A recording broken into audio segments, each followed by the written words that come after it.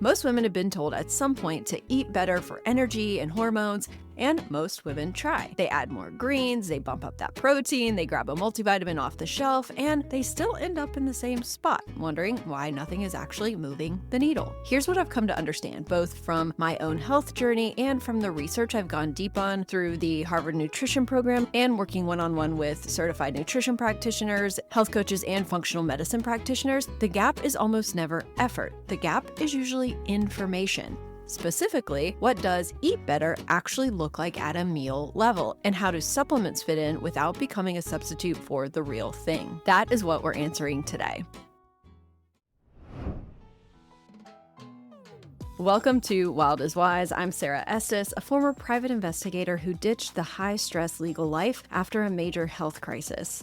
I rebuilt my health from the ground up through nutrition and functional medicine, and now I'm here to uncover the truth about women's wellness and translate it so you can make informed decisions about your health. On this podcast, we break down women's nutrition and physiology with real research and actionable tips. And here's the core philosophy. What's found in nature is often exactly what our biology is wired to thrive on. We get nerdy with the science, but keep it practical for everyday life. If you're ready to understand what your body actually needs, you're in the right place. As always, this podcast is educational, not medical advice. Please talk to your healthcare provider before making any changes. Let's jump in.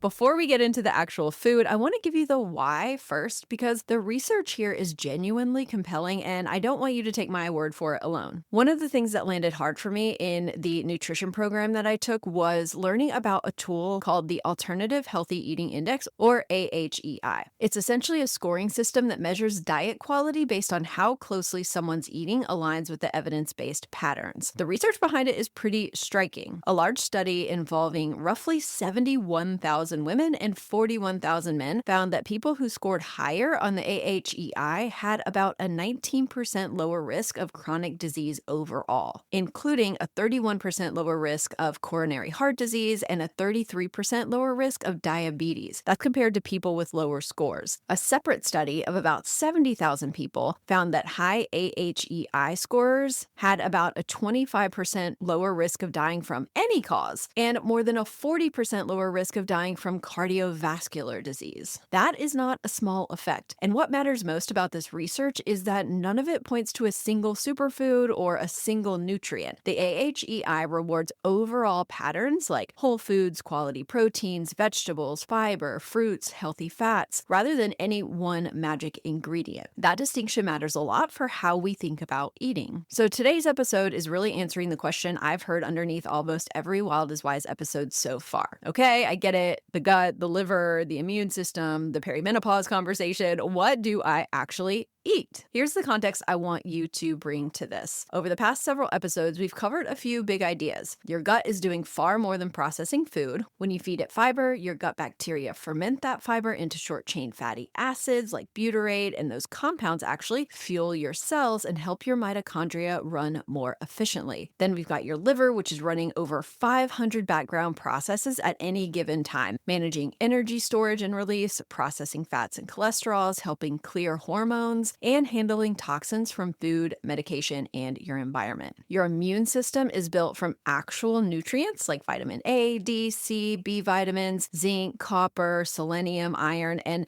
when those aren't coming in or they aren't being absorbed, your immune cells can't do their jobs. And in perimenopause, the shifts in estrogen and progesterone can slow digestion and change how well you absorb things like iron and B12, which is part of why fatigue and brain fog can feel so persistent and so different in that phase. When we look across the research on women's health, the pattern is consistent. Diets built around whole foods, quality protein, colorful veggies and fruits, high fiber carbs, and healthy fats, those tend to support more stable blood sugar, better energy, and more balanced hormones than ultra-processed patterns that are high in sugar and low in fiber and protein. And increasingly, clinicians and researchers looking specifically at perimenopause are recommending that many women need more protein than they've been told, often closer to 1 to 1.2 grams per kilogram of body weight per day, which translates to roughly 25 to 30 grams of protein at a meal. So rather than hunting for a hormone food or a gut food, I want you to think about your plate as a small ecosystem. Every meal is an opportunity to give your gut, your liver, your hormones, and your immune system what they each need at the same time. And that's the idea behind what I call the Wild is Wise plate. Let me walk you through the 5 building blocks. And I want to be clear up front, we're not weighing food, we're not tracking macros. We're talking about a way of looking at your plate and asking 5 simple questions. The 5 categories are protein with power, fiber and color, healthy fats, gut and liver helpers, and tiny tweaks that upgrade absorption. I'll walk you through each one and then we're going to put them together into real meals. Let's start with protein with power. Protein isn't just for people who lift weights, it's the raw material for almost everything: your muscles, your enzymes, your neurotransmitters, and many of your hormones. For women, especially in midlife, getting enough protein at each meal, not just scattered across the day, can support steadier blood sugar, better energy, and less muscle loss over time. That 20 to 30 grams per meal target is a practical benchmark that more and more clinicians are pointing to. On your plate, protein with power might be eggs, Greek yogurt, or cottage cheese. It might be chicken, turkey, or fish. I always try to go organic when possible. It might be grass-fed beef or bison, or if you're plant-based, it can be lentils, beans, tofu, put together in a way that doesn't leave you relying mostly on bread and pasta for the bulk of your calories. There's another piece of this worth naming, especially if you struggled with fatigue or low ferritin levels. Heme iron is the form found in animal foods like beef, liver, organ meats, and it's absorbed at much higher rates than the non-heme iron that's found in plants. Your body recognizes and processes it far more readily. That's why a smaller serving of heme iron can sometimes shift ferritin levels and energy much more than a larger amount of plant iron. For women with periods, heavy bleeding, or a history of anemia, finding realistic ways to bring heme iron into the week through red meat, organ meats, or a well-designed organ-based supplement might make a real difference in how you feel. So when I say protein with power, I mean enough protein to support your muscles, your hormones, and to keep you full. And when it makes sense for you, sourcing some of that protein from heme iron-rich foods. The second building block is fiber and color. If protein is your scaffolding, fiber and color are what your gut microbiome runs on and your first line of defense against chronic inflammation. When you eat fiber from vegetables, fruits, and whole grains, your gut bacteria ferment it into those short-chain fatty acids we talked about. Those compounds feed the cells that line your colon, they help maintain your gut barrier, and they contribute meaningfully to your daily energy production. Color is a practical shortcut. The different pigmentations in plants, the deep purple in berries, the orange in carrots, the dark green in leafy vegetables, come from compounds that act as antioxidants and they help regulate inflammation. So a simple rule I love is to try to see at least 2 different plant colors at each meal. That could be leafy greens and cherry tomatoes, blueberries and chia seeds, roasted carrots and broccoli, or peppers and avocado. If roughly half of your plate is some combination of vegetables and fruit, you're giving your gut microbes and your immune system something real to work with. The third building block is healthy fats. Hormones don't exist in a vacuum. Many of them are synthesized from cholesterol and fatty acids. Your brain tissue is largely fat. Every single cell in your body has a fatty outer membrane. Healthy fats support hormone production, they help you absorb fat-soluble vitamins like A, D, E, and K, and they support mood and brain function and slow down how quickly a meal hits your bloodstream, which means steady energy and fewer crashes. On your plate, that might look like an avocado, a small handful of nuts or seeds, fatty fish like salmon or sardines, or real grass-fed butter in reasonable amounts rather than ultra-processed seed oils. Now, I want to share something personal here that I don't see talked about enough. I had my gallbladder removed during my fertility journey right at the beginning, and at the time, nobody really explained what that meant for how I digest fat going forward. I was basically told I didn't need it and to lay off spicy foods for a couple weeks and then just go about my business. What they didn't explain is that your gallbladder stores concentrated bile and releases it in a coordinated wave when you eat fat. Once it's gone, bile just drips more slowly and continuously in your intestine instead of arriving in a big coordinated surge with your meal. For some women, that means large, high-fat meals can cause nausea, loose stools, or greasy stools, not because the fat is inherently bad, but because there simply isn't enough bile arriving at once to break it all down. The solution isn't avoiding fat that all together, it's smaller, more consistent portions, pairing fats with plenty of fiber, and for some people, using targeted bile like ox bile supplements or other digestive support under the guidance of a practitioner. So if you've had your gallbladder removed or you've noticed fat digestion feels like a weak link in your system, this building block may need a little more personalization for you than it does for someone whose bile system is fully intact. The goal isn't drowning your food in fat. The goal is an intentional, visible source and an honest accounting of what your digestion can actually handle. The fourth building block is gut and liver helpers. This is where all the episodes we've done on the gut and liver converge into a single practical question.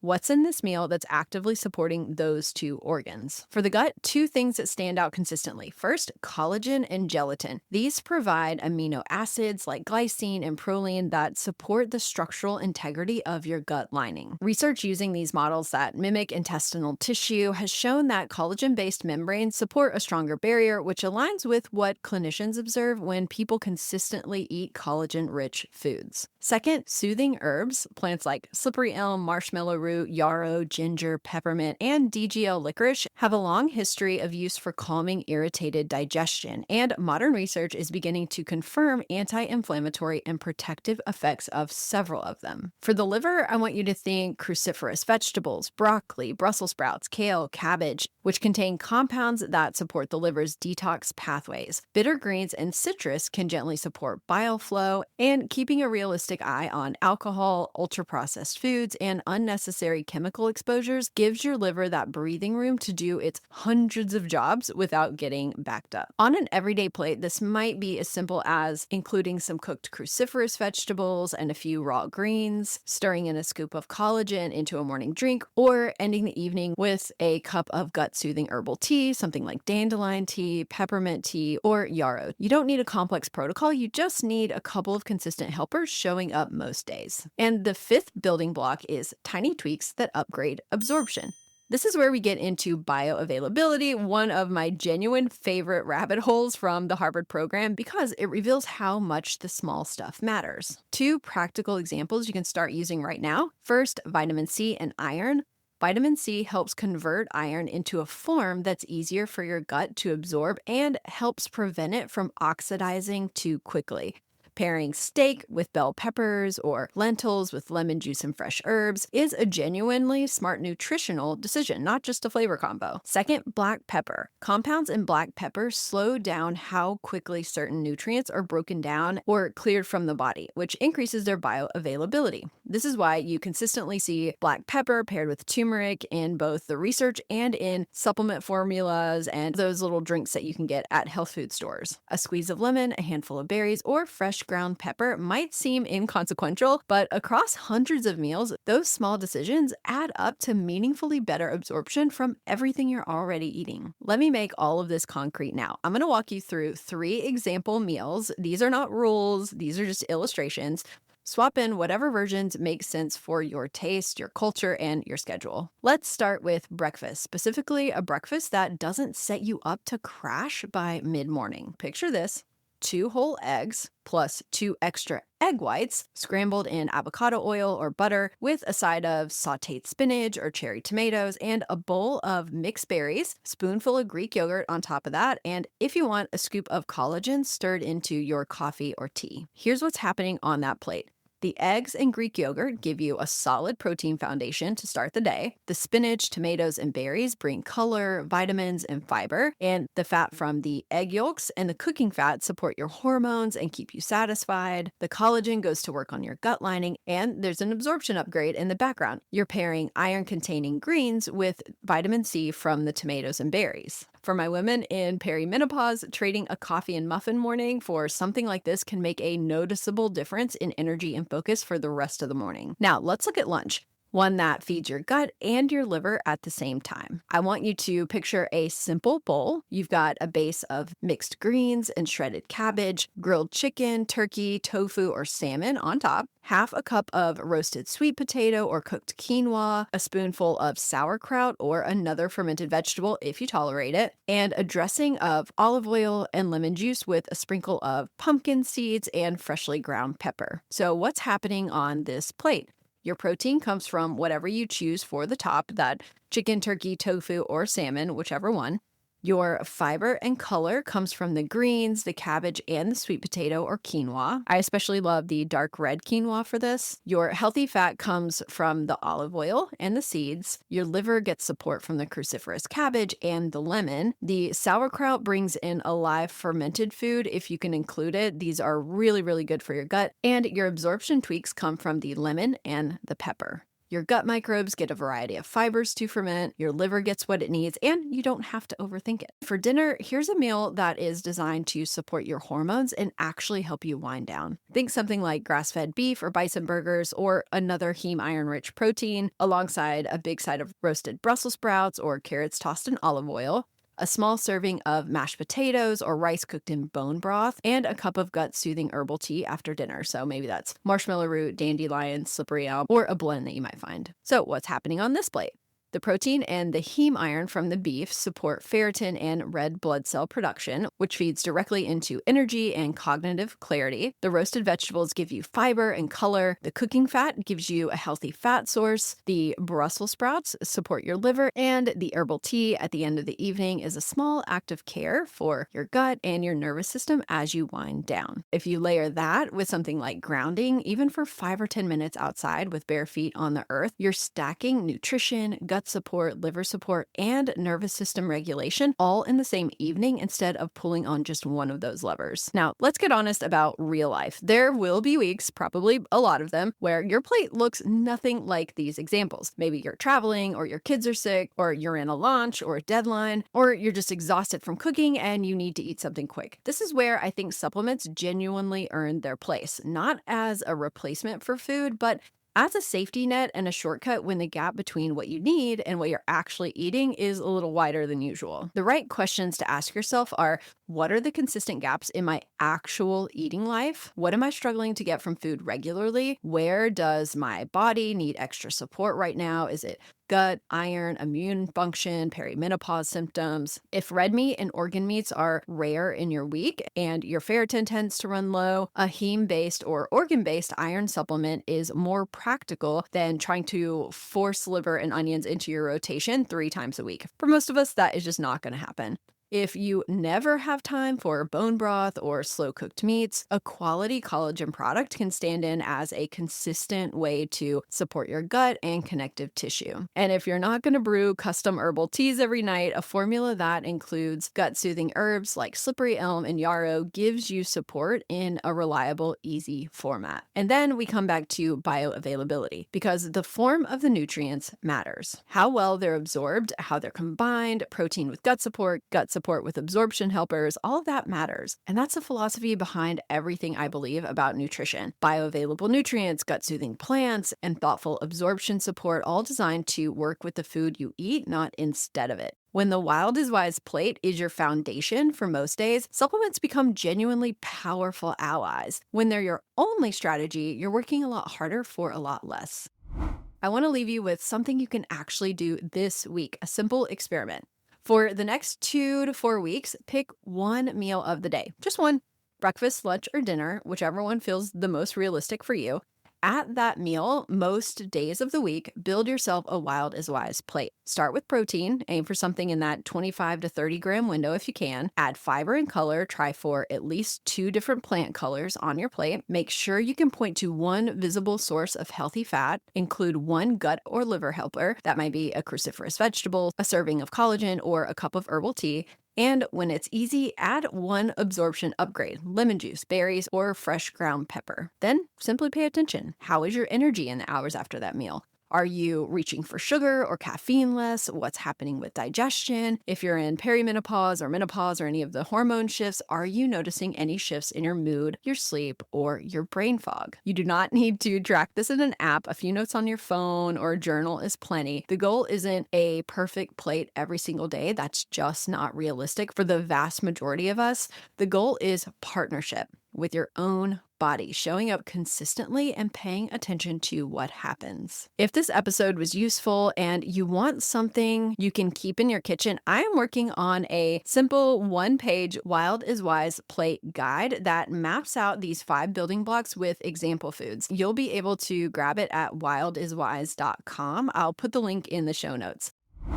Food can feel nourishing, grounded, and realistic. And when supplements are layered on top of that kind of foundation with intention, they can finally do the work you actually hoped they would.